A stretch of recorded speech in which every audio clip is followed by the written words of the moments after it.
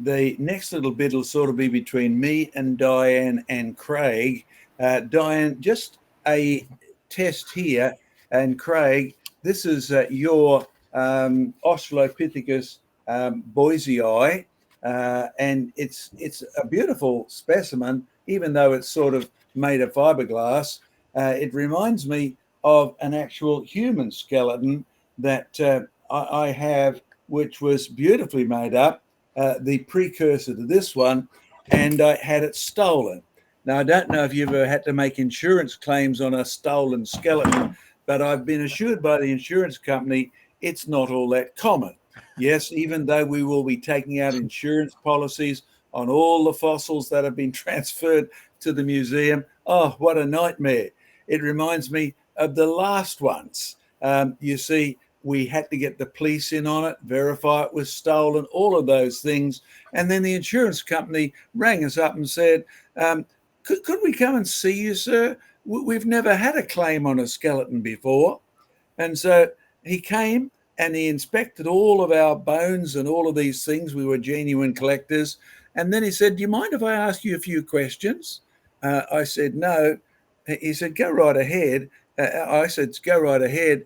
And he asked me questions like, now, this skeleton, is it new or secondhand? And I thought, how do I answer that? And I said, well, I'd have to say secondhand, used once by a dear old lady in India. That's all I could say. And the rest of the interview questions were just hilarious. And no, we never got the skeleton back. So moral of the story is don't get your skeletons stolen in the first place. So if you're coming to our open day and seeing some of our fossils and skeletons, please don't take them. Insurance assessors have no real way of dealing with a claim on a skeleton. Now, Craig, back to you and back to Diane. Now, Craig, this is Nutcracker Man, otherwise an Australopithecine, a very, very coarse one. Which country in the world is famous for these Australopithecus? Craig, do you remember? Well, I know Mary Leakey found the original one of this, but was it Ethiopia? Yeah, you've got these in Eastern Africa and all the way through Lake Turkana and places like that. And the Leakeys have been associated with many of these fossils for quite a long time, and usually, don't mean to sound sarcastic, but they release their new finds, or they used to release their new finds just before the grants were promoted. Yep, good policy, good PR, but that's how it was done. Now, Diane, how would you characterize this, as you definitely know it's not a human skull? What would you, as the medical biologist, tell us? No, this is an example of an Australopithecine again. But there are two groups of Australopithecines, and one group, which includes that one you're holding up, are called robust Australopithecines, which means big and tough. And they were apes. The term Australopithecus does not mean ape man. A lot of people think, Australopithecus. They are often portrayed in the popular literature as so-called human ancestors.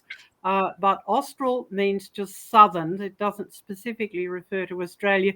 Pithecus means ape.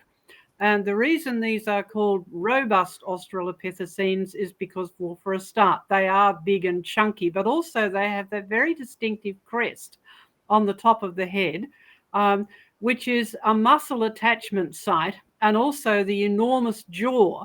And you can see the angle of the jaw there, really big. You've got a large surface area for very big muscles, so very big chewing muscles. And that's where the term Nutcracker Man came from.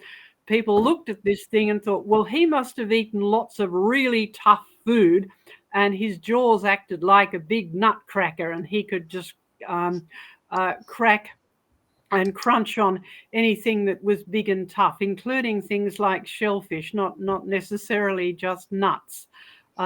So robust Australopithecines just means big, tough, ape-like creatures. They are extinct now, but they are distinctively apes. Now, you've got another type of Australopithecine there. These are what are called the gracile Australopithecines, or gracious, or more fine-boned ones. So these are smaller creatures. They don't have that big sagittal crest, but they still have big jaws in comparison to the size of the whole brain or of the whole head.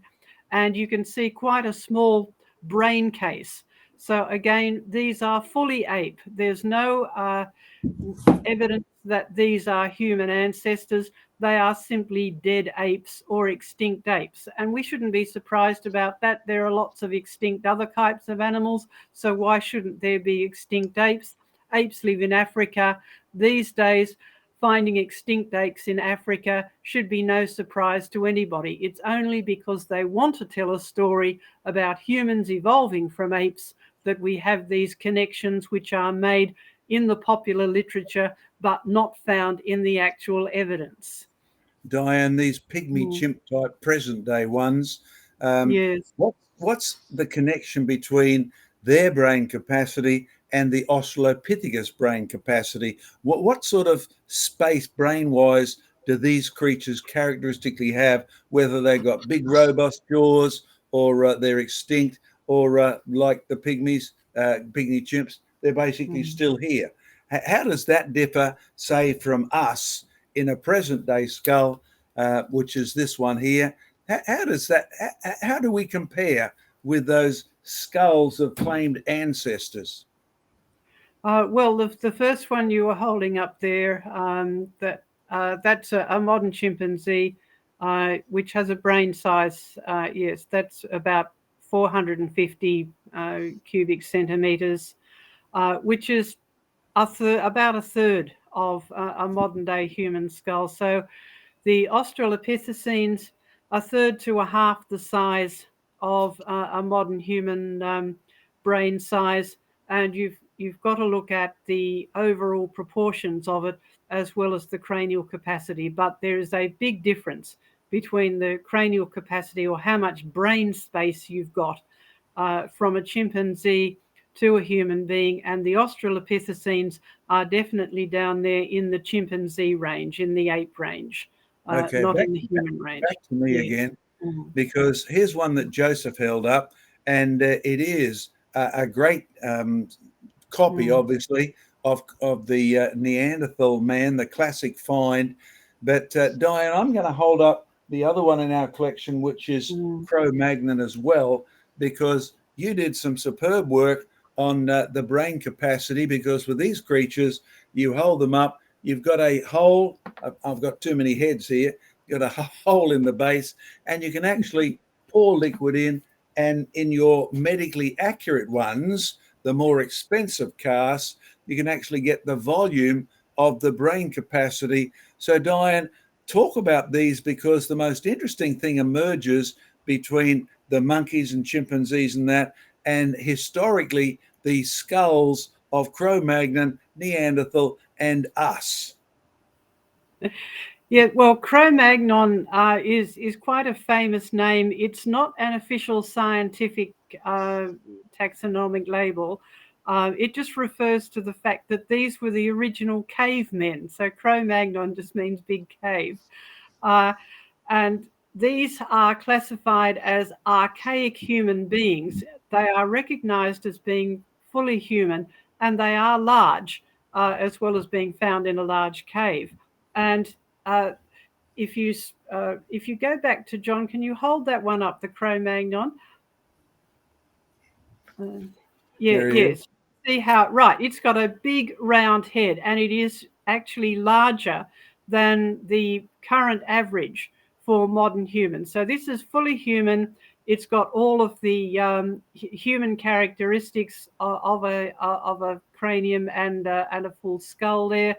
And it has a cranial capacity of anywhere up to about 1800 cc's. There are a number of these found. That's not the only one. So these are classified as Homo sapiens, which is the name for modern man. And there's no dispute about that these days. But the interesting thing is that the average brain size was larger significantly than the modern human one. Now, if you hold up the Neanderthal, I'll just make one comment while I do, because I must give credit to Joseph. He's the first person I've heard use the nose ridge as evidence they could have worn glasses. So thank you for that, Joe. Let's put this one up here, the Neanderthal one, and I'll comment after you, Diane, because I've been where they found these and checked the latest things out in the Neander Valley. Yes, Neanderthal is not a term that means primitive. It's actually derived from the place they were found. So it's a location. Now, it is an odd sort of shape in terms of it is elongated from front to back, and you have this distinctive brow ridges. But if you measure the cranial capacity, and we can do this very accurately now, not by filling it up with liquid, but by actually taking 3D scans these days. But the original research was done by filling them up with liquid. If you do that, you end up with a larger brain size than the modern day average as well. Not as big as the Cro-Magnon, but certainly larger than by a couple of hundred cubic centimeters than the modern day average. So up to about 1400. Whereas the modern day average could be around about 1250. There's quite a big range, but certainly not down to the chimpanzee size, over 1,000 for the for modern day humans. So what we've got in the so-called archaic human beings and Neanderthal man, remember that doesn't mean primitive, it just refers to a place. So these so-called archaic human beings had bigger brains than the modern human living ones who are walking around the world today and thinking that they are so smart.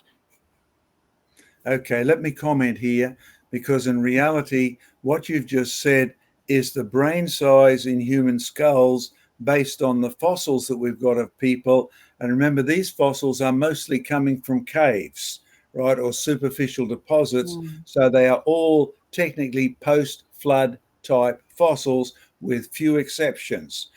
Big, lesser, and least. Now, in other words, you and I need a computer to work with because the one on the inside's running out, right?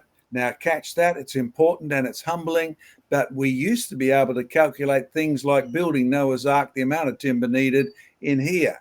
Now we need a laptop with 200 gigabytes memory, etc., to actually do the same calculations. So the history is good to bad to worse. We are not evolving upwards from apes. And the point that needs to be made, particularly for any of you Christians who are thinking God could have used evolution, you have insulted the integrity of the Most High, righteous God, who says, I always tell you the truth. I was there. I made Adam in my image. And don't be surprised, he was so smart, even his kids invented metal technology within one generation of Adam being on the planet, and not just digging up metals, but making metal alloys 1,000 years at least before Noah's Ark. So you may want to know, why did Noah build an ark out of wood when they already had metal technology? Well, that's another subject for another day. But I said I was going to comment on Neanderthal Valley. One of my tasks has been to make sure I get to all of these famous places and do my own investigation, my own photography. So I went to Neander Valley, and in fact, Neanderthal means Neander's Valley in Old German. Neander is a person's name, Tal as in Dale, as in Dale, as in Vale, as in Valley, right? So Neander's Valley is Neanderthal. It had that name before they found a skull in a cave, which took the name of the valley. How did it get its name? Joachim Neander was a poet who lived in nearby Dusseldorf, and he went to this little valley to write his poetry, the most famous of which is Praise to the Lord, the Almighty, the King of Creation. So even the words we use betray the history of the people. Neanderthal man is named after a godly Christian, very famous hymn writer. But you go there today and they no longer have Darwin's lie. What do I mean by Darwin's lie? they have the ape-like creature turning into man, getting bigger and bigger brains and less hair. Now, what they have is a very significant person who's tall, that's their models, and he's blue-eyed, and he's got Germanic-type blonde red hair. And he's got sophisticated weapons. So what you find is the whole picture of Neanderthal based on the evidence is of a person on the up. Sorry, no, he's already losing brain capacity, and you and I have even less capacity than a Neanderthal. And those prominent brow ridges, well, a lot of them seem to turn out to be vitamin D deficient. Why? Because at the Neanderthal Museum, they have Neanderthal man hunting mammoths in the icy snow. Hint, hint, wink, wink, nudge, nudge. When you live in icy snow, vitamin D deficiency is usually a problem, particularly if you have nice rosy brown skin in the cold. So you'll find that Neanderthal seem to suffer in the original regions from a vitamin D deficiency. And as Diane will tell us, vitamin D is one of the key factors that associates where calcium is deposited on your bones. And as one researcher I looked up said, we saw the same effect on soft bone syndrome happening around Liverpool and in England as the smoke covered the skies. The bones went soft and bone deformities became very prominent, particularly in the ever-expanding skull region of the child.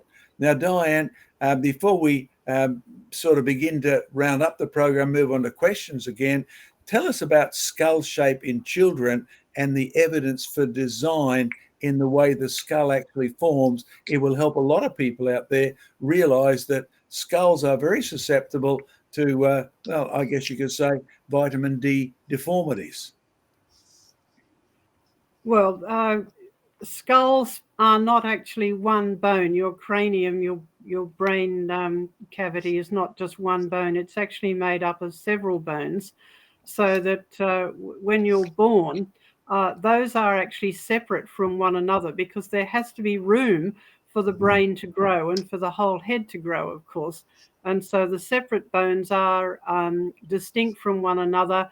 They are connected by a layer of fibrous tissue, which will protect the brain. But any of you, of course, who have ever held a newborn baby or a relatively young baby will know that it has soft spots in its head. And that is where the bones are connected by just fibrous tissue to give them room to grow. So when you're born, your cranial bones are separate from one another. You've got space for them to grow. Now, eventually, the fibrous tissue is replaced by bony tissue, and the bones join up. But you can still see where the joins are in the bones, and you can see this better in a real skeleton than in a cast. You actually see some very, very fine wriggly lines where the bones have joined up, but not completely ossified or completely become bone across that. So you're born with room to grow. The bones will grow into that fibrous tissue and then eventually become a very solid and robust structure to protect your bone, to protect your brain. And so that's why we can measure the brain capacity in skulls before we had the 3D scanning technique by filling them up with liquid and measuring the volume. But now you can measure the brain volume of living heads or living people using the CT scanning that we have these days. So you don't have to take your head off anymore. Diane, you did a marvelous item that we posted online about brain volume, comparing Neanderthal, Cro-Magnon, modern humans, etc. Tell us a bit about that and where they can find it, if you remember. We've done it in several of our slideshows, and we will set it up in our new museum to show that rather than ever expanding brains,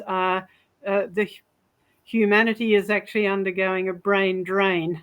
And so we've gone from the caveman, and cavemen are usually presented as sort of being brutish idiots that, went around going, "Og," and going out and hunting mammoths and with clubs. And although you've got to be smart to actually hunt mammoths, but yes, the whole picture of the half intelligent ape man living in a cave, turning his grunts into grammar does not work in terms of just what we know about the sheer brain size, that so-called archaic human beings had bigger brains, and we're going downhill. So we're undergoing a brain drain, I'm afraid, and we'll have that on display at our museum.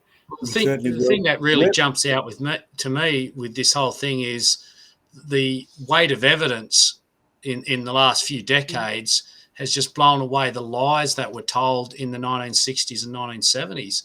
So if you were learning about this subject back in those days, you were just completely lied to with regard to these things being sort of steps in the evolutionary process of mankind. And when we went to the Answers in Genesis Museum in Kentucky, not the Ark one, the original one, I think that's one of their best displays, is the Australopithecus display, where they've got the actual bones to the right scale overlaid in front of a model basically of a chimpanzee, and showing how it can fit exactly to a hairy chimpanzee-like animal, which is fully recognised now in the secular science as well. Okay, before and it's not just the brain size and the brain shape, as we said earlier when you were looking at the skulls about the jaw. The Australopithecine jaw is actually a distinct V shape. It's not that parabola shape, which is the human shape. That's been added in. Well, it's accepted as a knuckle-walking tree dweller. Yes. Isn't it? Oh, yes. There's plenty more evidence when you go to the postcranial skeleton. In other words, the rest of the body, you've got to look at the body proportions and the shapes of the individual bones. And the more research we do, the more ape-like they turn out to be. Okay. And it turns out that their scans of the leg bones show that Lucy died falling out of a tree. She was yes, we've got a report about that in the fact file. So yes, if you go to our fact file and look up Lucy or look up Australopithecines, you'll find a number of these studies. And they don't get much publicity, but they are there in the professional literature, and they are reported in the science news services. So we pick these up and put them together. Yes. Diane, last question, which I've been trying to get in for a while. Sorry. About that. But we want to get on to the final couple of questions that have come in and make a point to give people something to take away spiritually, historically, etc. Where would they find the measurements and the liquids, etc., and volumes? What's it under on our fact file or Q&A site? What do they go looking for? It's actually not in either of those, but... Oh, it isn't. Okay. No, it's not. We've done it a number of times in our own slideshows. Okay, so raise your right hand and promise me it will be there as soon as we can possibly get it up. Or alternatively, come to our Creation Discovery Centre opening on the 29th and 30th, and you will see the setup that we've used. And I'm really glad to say we can do it with CT scans nowadays. We won't have a CT scanner there, so we can't give you a brain volumetric readout on the day. I guess that'd be a good attraction sometimes, wouldn't it? But anyway, I think some people might be disappointed thinking that they'd have bigger brains than they really have. Yeah, truth would hurt. Let me make a closing comment here before we take the last couple of questions. Remember how we started with our nice little picture here of the skull and crossbones? I better straighten up our chimpanzee skull. You never see it portrayed with a chimp skull, but you do see it portrayed with a human skull. And to most people, the skull and crossbones represents the watch out, I'm a pirate sort of line, and you are going to be killed. But where we see this dominantly in history is on gravestones. How do I know that? I've made it my business to photograph gravestones all around the planet. Ancient Roman gravestones, all sorts of gravestones, because I was interested in the lie that we are living longer. Number one, you can easily prove it's false from the gravestones. We are living less time on average than we ever did. They used to live a lot longer, even in England. The Industrial Revolution comes along and the average drops, but the extreme still is usually greater than what we find today. And that continues on with a few little interruptions there. But what you notice is round about the late 1500s, early 1600s, the skull and crossbones disappears from the gravestones. And you want to know why? Medieval, superstitious, Catholicism, that was really tied in to secular religion, was still dominating European thought. What hope did you have? I mean, if you had to pay the priest to get a burial and get years off purgatory, it wasn't much to look forward to. And then the Reformation came, and the truth is the ex-Catholic scholar Martin Luther, who actually had struggled up the stairs in Rome seeking forgiveness and penance and all of that, actually discovered the truth of the biblical message. By grace are you saved through faith, and that not of yourselves. It is a gift of Christ, who has done all the work for you. What a revelation that salvation was free. There was nobody who was between you and this Christ. And you want to know why the crossbones and skulls disappeared off the graves? What you find replacing them, look at John Wesley's tombstones. They're on the actual footpath outside his building in London there. And what a joy, what a delight when you know that you are going to be absent the body and present with the Lord. What a joy when you have that certainty that it's not through the lie of evolution where you're ascending higher and higher, but you still haven't made it to eternal life and never will. What a joy when you discover that Jesus did all the work to pay for Adam's sin. That's why Adam matters. So you theologians, don't call God a liar by making Adam some sort of overbrained ape. And that's why Jesus is called the last Adam. He actually paid for the sin of the first Adam, and we, as all of Adam's descendants, actually have been afflicted by that problem of sin. So only Jesus Christ, the last Adam, the perfect Adam, could die to pay the penalty for sin. Now, that's why the skull and crossbones disappeared. So can I challenge you? If you don't know this Christ as your Lord and Savior, now's the time. Otherwise, all you have is the skull and crossbones, the sadness of knowing that you're going to die and you may not know what's coming after. Well, the same Jesus Christ warns us about both hell and eternity in the flames as a reality. Don't take my word for it. Read what he has to say. He's gone to all the trouble of revealing it through his word.